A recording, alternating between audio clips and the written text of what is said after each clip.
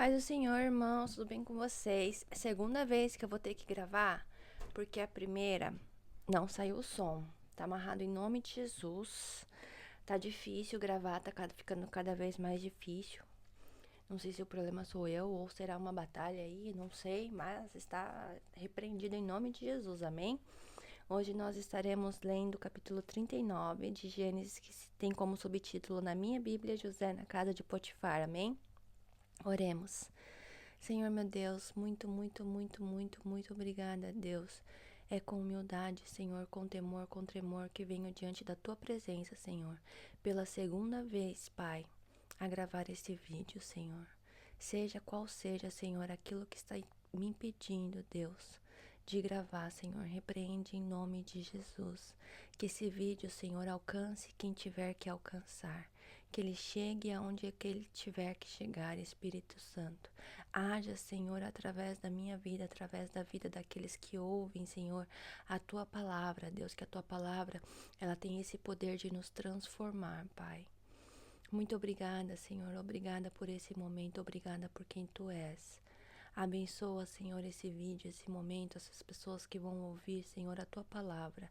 É o que eu te peço e te agradeço, em nome de Jesus. Amém. Amém? Assim diz a palavra do Senhor.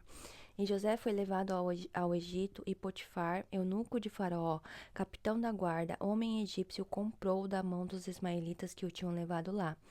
E o Senhor estava com José, e foi homem próspero, e estava na casa do seu senhor egípcio. Vendo, pois, o seu senhor que o Senhor estava com ele, e que tudo o que ele fazia o Senhor prosperava em sua mão, José achou graça em seus olhos, e servia-o. Então ele o pôs por mordomo de sua casa, e entregou na sua mão tudo o que tinha.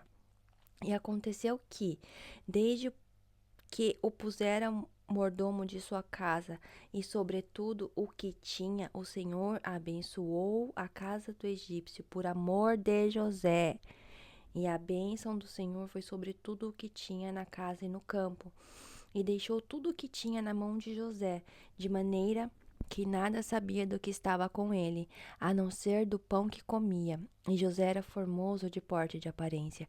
E aconteceu depois dessas coisas que a mulher do seu senhor pôs os seus olhos em José e disse: Deita-te comigo. Porém ele recusou e disse à mulher do seu senhor: Eis que o meu senhor não sabe do que há em casa comigo, e entregou em minha mão tudo o que tem. Ninguém há maior do que eu nesta casa, e nenhuma coisa me vedou, senão a ti, porquanto tu és sua mulher. Como, pois, faria eu tamanha maldade, pecaria contra Deus? E aconteceu que, falando ela cada dia a José, e não lhe dando ele ouvidos para deitar-se com ela e estar com ela, sucedeu num certo dia que ele veio à casa para fazer seu serviço, e nenhum dos da casa estava ali. E ela lhe pegou pelas suas vestes, dizendo: Deita-te comigo. E ele deixou as suas vestes na mão dela e fugiu para fora.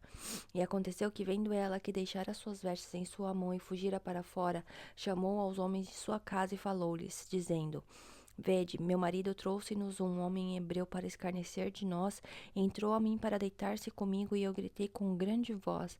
E aconteceu que, ouvindo ele que eu levantava a minha voz e gritava, deixou as suas vestes comigo e fugiu para fora. E ela pôs as suas vestes perto de si, até que o seu senhor voltou à sua casa. Então falou-lhe conforme as mesmas palavras, dizendo: Veio a mim o servo hebreu que nos trouxestes para escarnecer de mim. E aconteceu que, levantando eu a minha voz e gritando, ele deixou as suas vestes comigo e fugiu para fora. E aconteceu que, ouvindo seu senhor as palavras que sua mulher falava, dizendo: Conforme essas mesmas palavras me fez teu servo, a sua ira se acendeu.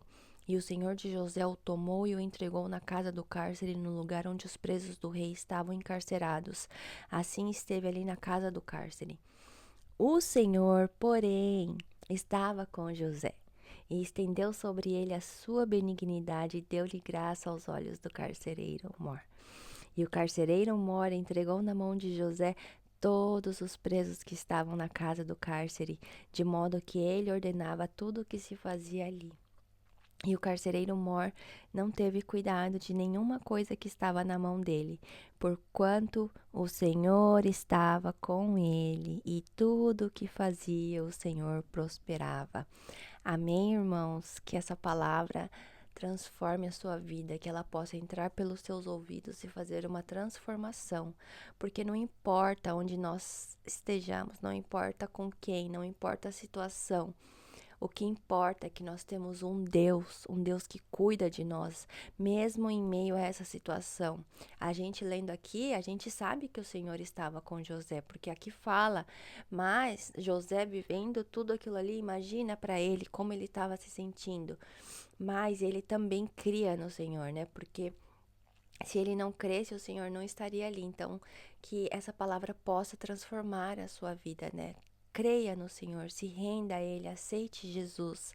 Eu tenho certeza, certeza absoluta. Não existe coincidência no reino de Deus. Se você está assistindo esse vídeo, tem um motivo. Tem um motivo. Nada é por acaso. Satanás não ia querer que você assistisse esse vídeo, entendeu? Não é à toa que foi difícil de gravar. Mas se renda a esse Deus maravilhoso, porque Ele quer cuidar de você.